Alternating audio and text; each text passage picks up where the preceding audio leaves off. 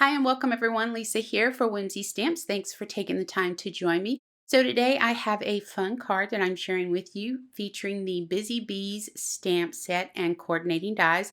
We're going to be using a couple of other items. We'll talk about those as we move through the video. I'm going to go ahead and color the bees up. I kept the coloring so very simple on all the images today.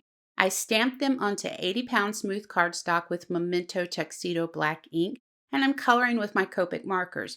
So Y17 to the stripes, and then that 110 black to the stripes as well. I'm going to do their faces with into, their hands and their little feet with into as well.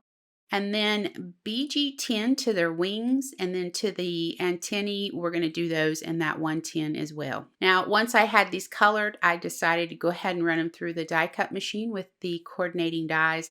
And I absolutely love coordinating dies. It just, to me, it makes you, there's so much you can do with a coordinating die that you can't necessarily do with the scan and cut or electric machine that cuts it out for you.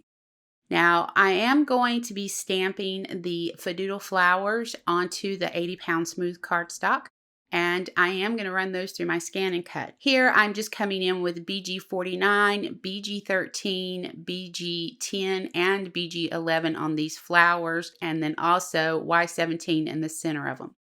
Now, I decided I wanted to do some black and white stripes, so quick here with my marker, I'm coming in with the T-ruler to add some stripes to a 3.5 by 8.5 inch piece of white cardstock. We're actually going to run this through the die cut machine with some of the nesting hexagon dies from Whimsy. I want to cut out 4 openings on this, one large one at the bottom and then 3 at the top. So once we run this through the die cut machine, we're going to go ahead, add some tape to the back of it and adhere a piece of acetate to the back. Next, I'm going to come in with those 1/8 of an inch wide foam adhesive strips. We're going to do 1 layer on the back of this. I'm going to go around the whole perimeter of the card panel, and I want to make sure that all the pieces of foam are touching each other. Then I'm going to come in and place a few pieces of foam on the bottom side of each of those hexagons, so that the sequins aren't all falling down to the very bottom of the card. You want to make sure that you have all the foam pieces touching so that when the recipient shakes this up, sequins don't go flying everywhere.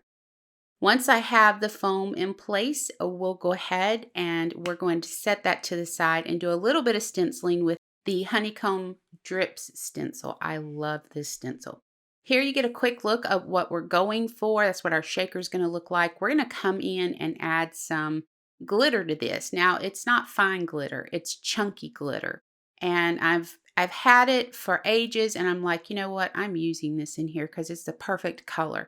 Now, normally I kind of stay away from stuff like that, but I figured, you know what, let's just go for it. And I'm adding some black sequins to this as well. So once you have your sequins laid down, I went ahead, peeled the release paper off the back of the foam and added it to the stenciled background.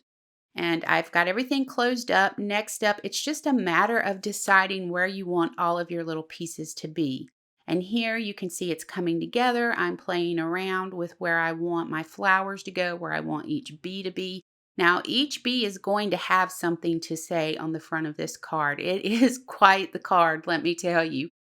So I'm just playing around. I am using some foam square adhesives to adhere these once I decide where I want them.